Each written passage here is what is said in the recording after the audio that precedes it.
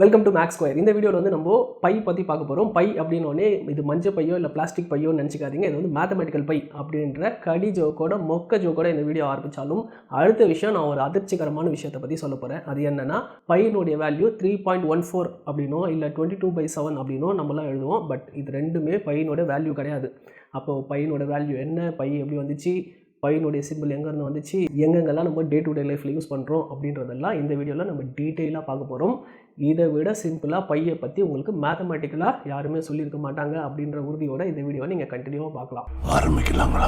கிட்டத்தட்ட 250 BCக்கு முன்னாடி Archimedes by பற்றின ஒரு கண்டுபிடிச்சிட்டு இருக்கும்போது தான் அவர் உயிரிழந்தார். ரோமானியர்கள் கிரேக்கத்தை சூழ்ந்துட்டாங்க. அந்த நேரத்தில் மணலில் ஏதோ வட்டமாக வரைஞ்சிட்டு இருந்தார் ஆர்கிமெடிஸ். அங்கே வந்து போர் வீரன் வந்து ஆர்கிமெடிஸை உடனே ராஜாவை பார்க்கறதுக்கு அழைக்கிறாருன்னு சொல்லி கூப்பிட்டுருக்கான். பட் ஆர்கிமெடிஸ் கடைசியாக சொன்ன அந்த வார்த்தை, என்னுடைய சர்க்கிளை டிஸ்டர்ப் பண்ணாதீங்க, என்னுடைய வட்டத்தை டிஸ்டர்ப் பண்ணாதீங்க அப்படின்றது தான். ஏன்னா அங்கே அவர் பை பற்றி தான் கண்டுபிடிச்சிட்டு இருந்தார். பட் இதனால் கோபம் அடைஞ்ச அந்த ரோமானிய வீரன் உடனே ஆர்கிமெடிஸ் தலையை சீவிட்டான். இது தெரிஞ்ச ரோமானிய சக்கரவர்த்தி ரொம்ப கோபம் கொண்டார். ஏன்னா ஆர்கிமெடிஸினுடைய அருமை அந்த போர் வீரனுக்கு தெரியல, பட் அந்த அரசனுக்கு நல்லா தெரிஞ்சிருந்தது. ஒரு பைக்காக ஆர்கிமெடிஸ் அப்படின்ற பெரிய தத்துவ மேதை சயின்டிஸ்ட் உயிரிழந்து போயிட்டார். சரி, ஆக்சுவலாக பை அப்படின்றது என்ன, அதனுடைய வேல்யூலாம் விட்டுரும். அது எங்கே வருது, எப்படி வருது அப்படின்னு பார்த்தோன்னா, ஒரு வட்டத்தினுடைய சுற்றளவு எடுத்துக்கலாம். சுற்றளவுக்கும் அதனுடைய விட்டத்துக்கும் இருக்கிற விகிதாச்சாரம் தான் இந்த பை. ஸோ விகிதம் அப்படின்றது என்னது, இப்போது ஏதாவது ரெண்டு நம்பரை டிவைட் பண்ணுறோம். 4/2 அப்படின்றது 2 எப்படி வருது, 4க்குள்ளே 2 இருக்குது. அதுதான டிவிஷன். ஏற்கனவே நம்ம அடிஷன், சப்ராக்ஷன், மல்டிப்ளிகேஷன், டிவிஷன் பற்றி ஏகப்பட்ட வீடியோ போட்டிருக்கோம். And minus into minus plus எப்படி வருது அப்படின்றத பற்றியும் போட்டிருக்கோம். அதுலேயும் இந்த விகிதாச்சாரம் பற்றி நான் டீட்டெயிலாக சொல்லியிருக்கேன். பார்க்காதவங்க அந்த வீடியோவை பாருங்கள், டிஸ்கிரிப்ஷனில் லிங்க் கொடுத்துருக்கேன். ஸோ அந்த வகையில் இங்கே சர்க்கம்ஃபரன்ஸ், அதாவது வட்டத்தினுடைய சுற்றளவுக்கும் அதனுடைய விட்டத்துக்கும் இருக்கிற விகிதாச்சாரம் அப்படின்னா என்ன, ஒரு வட்டத்தின் சுற்றளவுக்குள்ள எத்தனை விட்டம் இருக்கும் அப்படின்றது தான் அதனுடைய விகிதாச்சாரம் இல்லையா. அதில் வரக்கூடிய ஆன்சர் அப்படின்றது பையாக தான் வருது. இதில் முக்கியமான விஷயம், அந்த வட்டம் எவ்வளோ பெருசாக இருந்தாலும் சரி, எவ்வளோ சின்னதாக இருந்தாலும் சரி, அதனுடைய விகிதாச்சாரம் பையாக தான் இருக்குது. பை அப்படின்றது வெறும் நீங்கள் ஒரு பையாக போடும்போது அதனுடைய ஒரு முழு வேல்யூவாக இருக்குது. பட் அதை நீங்கள் எண்களில் மாற்றும் போது அது ஒரு முழு நம்பராக இல்லை, அதனுடைய நம்பர் நீண்டுக்கிட்டே போகுது. நான் முன்னாடியே சொன்ன மாதிரி அது 3.14 இல்லை 22/7 கிடையாது. அதுக்கு பதிலாக அதனுடைய வேல்யூ டெசிமல் பாயிண்டில் ரொம்ப நீளமாக போயிட்டே இருக்குது. அப்போ இதுக்குன்னு ஒரு பேர் தரணும்ல. ஏற்கனவே மேத்தமெட்டிக்ஸில் இதுக்கான பேர்கள்லாம் இருக்கான்னு பார்த்தா நம்பர்ஸை பற்றி நம்ம தெரிஞ்சுக்க வேண்டியதாக இருக்குது. நம்பர்ஸை பற்றியும் நான் இந்த மைனஸ் இன்ட்டு மைனஸ் ப்ளஸ் வீடியோவில் சொல்லியிருக்கேன். இங்கே திரும்பவும் சொல்கிறேன். நேச்சுரல் நம்பர்ஸ்ன்றது 1லேருந்து அப்படியே இன்ஃபினிட்டி வரைக்கும் போயிட்டே இருக்கும். ஹோல் நம்பர்ன்றது 0லேருந்து 1 2 3 4 சொல்லி இன்ஃபினிட்டி வரைக்கும் போயிட்டு இருக்கும். இன்டிஜர்ன்றது 0லேருந்து லெஃப்ட் சைடில் மைனஸில் இன்ஃபினிட்டியும் ப்ளஸில் இந்த பக்கம் இன்ஃபினிட்டியும் போயிட்டு இருக்கும். நிறைய பேர் நினச்சிட்டு இருக்காங்க பை அப்படின்றது ஒரு இர்ரேஷனல் நம்பர். ஃபஸ்ட்டு ரேஷனல் நம்பர்னா என்னன்னு தெரிஞ்சுக்கலாம், அதுக்கப்புறம் இர்ரேஷனலுக்கு வரலாம். ஏதாவது ஒரு நம்பரை உங்களால் 2 விகிதத்தில் எழுத முடியுமா, டிவிஷனில் எழுத முடியுமா அப்படின்னு சொல்லி பார்க்குறது தான் ரேஷனல் நம்பர். மேக்ஸிமம் எல்லா நம்பரையும் இந்த மாதிரி ரேஷனல் நம்பராக எழுத முடியும் அப்படின்னு நம்ம நினைப்போம். அதுதான் கிடையாது. சப்போஸ் இப்போ 2 அப்படின்னு ஒரு நம்பர் இருக்குது, வெறும் 2ன்றது கூட ஒரு ரேஷனல் நம்பர் தான். ஏன்னா 2/1 சொல்லி எழுதிடலாம். அதே மாதிரி 0.5 இருக்குது. 0.5ன்றது 1/2. இந்த மாதிரி நிறைய விஷயத்த நம்ம ரேஷனல் நம்பராக எழுத முடியும். பட் அதோட நிறைய விஷயத்த நம்மளால் ரேஷனல் நம்பராக எழுத முடியாது. அது இர்ரேஷனல் நம்பராக இருக்கும். இர்ரேஷனல் நம்பராக இருக்கிறதுக்கான முக்கியமான தகுதி இந்த மாதிரி டிவிஷனில், அதாவது 2 நம்பரை மேலேயும் கீழே போட்டு எழுத முடியாமல் இருக்கிறது.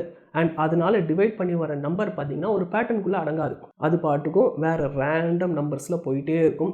பேட்டர்னுக்குள்ளே வரவே வராது, சிக்காது. பேட்டர்னுக்குள்ளே வருது அப்படின்னா என்ன, சப்போஸ் இப்போ 22/7 எடுத்துக்கோங்களேன். அதை நீங்கள் டிவைட் பண்ணி போட்டுகிட்டே வரும்போது அது ஒரு பேட்டர்னுக்குள்ளே வருது பாருங்கள். அப்படி பேட்டர்னுக்குள்ளே வந்ததுன்னா அது வந்து ஒரு ரேஷனல் நம்பர் தான், இர்ரேஷனல் கிடையாது. அப்படி இருக்கும்போது இந்த பை அப்படின்றது எப்படி இதில் வரும், ஆக்சுவலாக சொல்லப்போனால் பை அப்படின்றது ரேஷனலும் கிடையாது, இர்ரேஷனலும் கிடையாது. அது ஒரு டிரான்சென்டென்டல் நம்பர். ரேஷனலுடைய டெஃபினேஷன் பார்த்துட்டோம், இர்ரேஷனலுடைய டெஃபினேஷன் பார்த்துட்டோம். பட் இது என்ன புதுசாக, ஒரு ரேஷனல் நம்பராக இருக்கலாம், இல்லை இர்ரேஷனல் நம்பராக இருக்கலாம். எதுவாக இருந்தாலும் நீங்கள் அது ஒரு அல்ஜிப்ரிக் ஈக்குவேஷனில் எழுத முடியறதா இருக்கும்.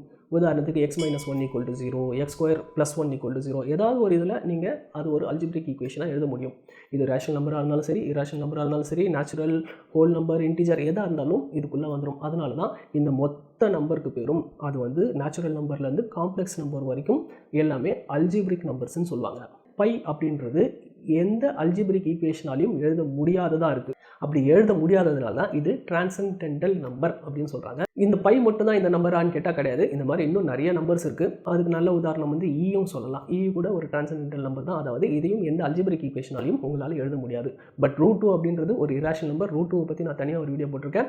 கிட்டத்தட்ட இந்த பை, இ, √2 எல்லாமே ஒரே கான்செப்ட். அதாவது ரேஷனல் நம்பருக்குள்ளே வராது, இராஷனல்லேருந்து தனியாக போய் இதெல்லாம் டிரான்சென்டென்டல் நம்பராக வரும். √2ன்றது இராஷனல் நம்பர் மட்டும்தான். அப்போது எல்லா டிரான்சென்டென்டல் நம்பரும் ஒரு இராஷனல் நம்பராக இருக்கும். ஆனால் எல்லா இராஷனல் நம்பரும் ஒரு டிரான்சென்டென்டல் நம்பராக இருக்கணும்னு அவசியம் கிடையாது. ஸோ ஆர்கிமிடிஸ் டைமில் அவர் வந்து பையனுடைய வேல்யூ கண்டுபிடிக்கிறதுக்கு என்ன பண்ணாருன்னா, ஸ்கொயரிங் சர்க்கிள்னு சொல்லி ஏற்கனவே மேக்ஸில் ஒரு முக்கியமான ப்ராப்ளம் இருக்குது. அதுக்கான சொல்யூஷன் எப்படி கண்டுபிடிக்கிறது, அதாவது ஒரு ஸ்கொயருக்குள்ள ஒரு சர்க்கிளும் ஒரு சர்க்கிளுக்குள்ள ஒரு ஸ்கொயரும் அப்படின்ற ஒரு விஷயம். இதை வச்சு பையனுடைய வேல்யூ எப்படி கண்டுபிடிக்கிறது, அதாவது தெரிஞ்சதுலேருந்து தெரியாதது எப்படி கண்டுபிடிக்கிறது அப்படின்றத இதனுடைய ஐடியா.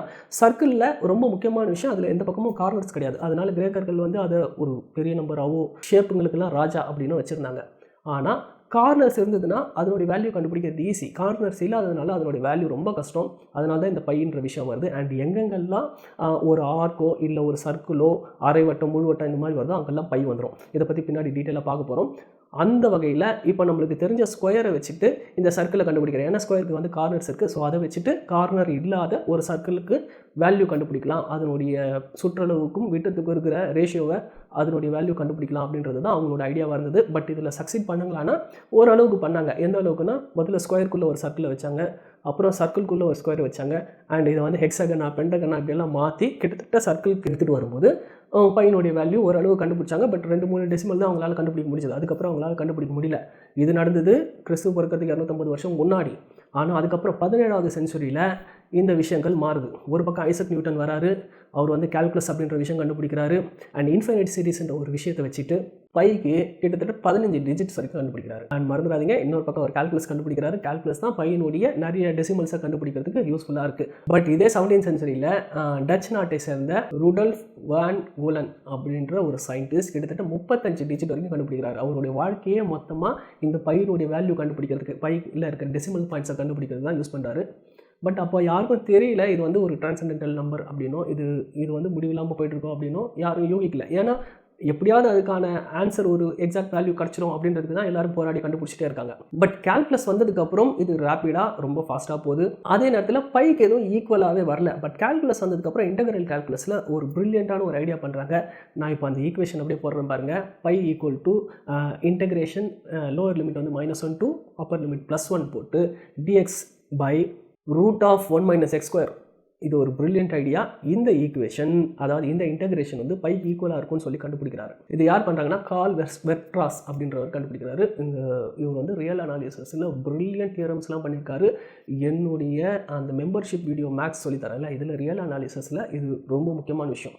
ஏன்னா அவர் கண்டுபிடிச்சது ரியல் அனாலிசிஸில் எக்ஸ்ட்ராடினரியாக இருக்கும். நான் அது படிக்கும்போது அப்படி பிரமிச்சு போயிருக்கேன் அப்படின்னு தான் சொல்லணும். இன்னொரு பக்கம் வந்து நம்ம 3.14 இல்லை 22 பைசாவோ சொல்கிறோம்ல, இதை விட ரொம்ப அக்யூரேட்டான ஒரு நம்பர்ன்றது 355/113. இது வந்து பைக்கு இன்னும் அக்யூரேட்டான வேல்யூ கொடுக்கும். இதை கண்டுபிடிச்சது வந்து ராமானுஜம். ராமானுஜமோடைய நிறைய விஷயங்களில் வந்து பை இன்வால்வ் ஆகிருக்கு. ராமானுஜம் ஒர்க்ஸ்ன்னு சொல்லி நீங்கள் இன்டர்நெட்டில் போட்டு கண்டுபிடிச்சி பாருங்கள்.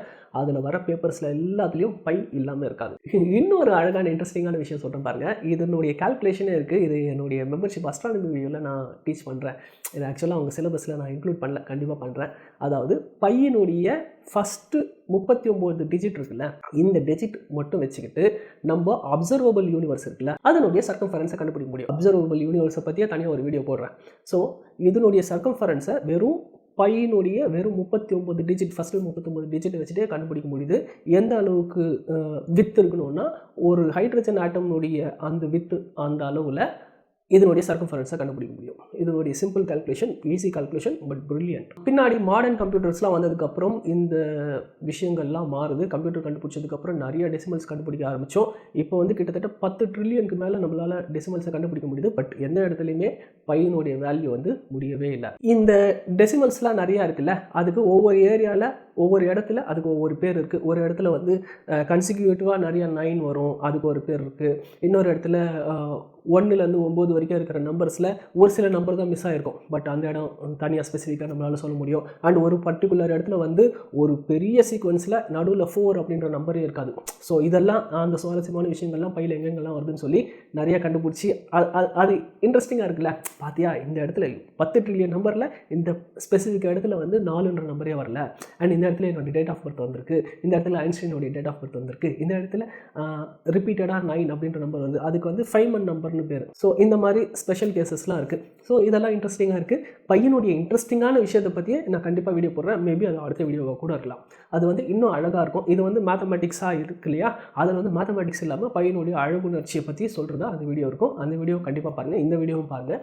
உங்களுக்கு வந்து மேக்ஸில் மெம்பர்ஷிப்பில் சேரணும்னா கண்டிப்பாக நீங்கள் மெயில் பண்ணுங்கள். கீழே என்னுடைய மெயில் ஐடி கொடுத்துருக்கேன், அதில் பண்ணுங்கள். இதில் வந்து உங்களுக்கு மேத்தமேட்டிக்ஸ், அஸ்ட்ரானமி, ஸ்பெஷல் ரிலேட்டிவிட்டி, இன்னும் கூடிய சீக்கிரத்தில் ஜென்ரல் ரிலேட்டிவிட்டி இதெல்லாம் உங்களுக்கு சொல்லித்தரப்படும். இது எந்த அளவு எப்படி இருக்கும்னா அதோட பேசிக்லேருந்து இன்டர்மீடியட் லெவல் வரைக்கும் சிம்பிள் கான்செப்ட்ஸில் வச்சு மேத்தமெட்டிக்கலாக எப்படி புரிஞ்சுக்கிறது, அண்ட் உங்களுக்கு புரியறதுக்காக மேக்ஸ் எப்படி மாற்றி தெரிஞ்சுக்கிறது, தியரம்ஸ் எல்லாம் எப்படி படிக்கிறது அப்படின்றத பற்றி எல்லாம் டீட்டெயிலாக இருக்கும். அண்ட் ரியல் லைஃப் எக்ஸாம்பிள்ஸ்லாம் சொல்லி தருவேன், எந்தெந்த விஷயத்தை எப்படி எப்படி யூஸ் பண்ணுறோம். அண்ட் இது எல்லாமே டுவர்ட்ஸ் கேல்குலஸை நோக்கி இருக்கும். அதுதான் ரொம்ப முக்கியம். ஏன்னா மேக்ஸ்ன்றது பெரிய கடல், நிறையா தெரிஞ்சுக்கலாம். பட் கேல்குலஸ்க்கு பேசிக்ஸ்லேருந்து என்னென்னலாம் தெரிஞ்சுக்கணும் அப்படின்றது உங்களுக்கு எதுவுமே தெரியலனாலும் கவலை இல்லைங்க.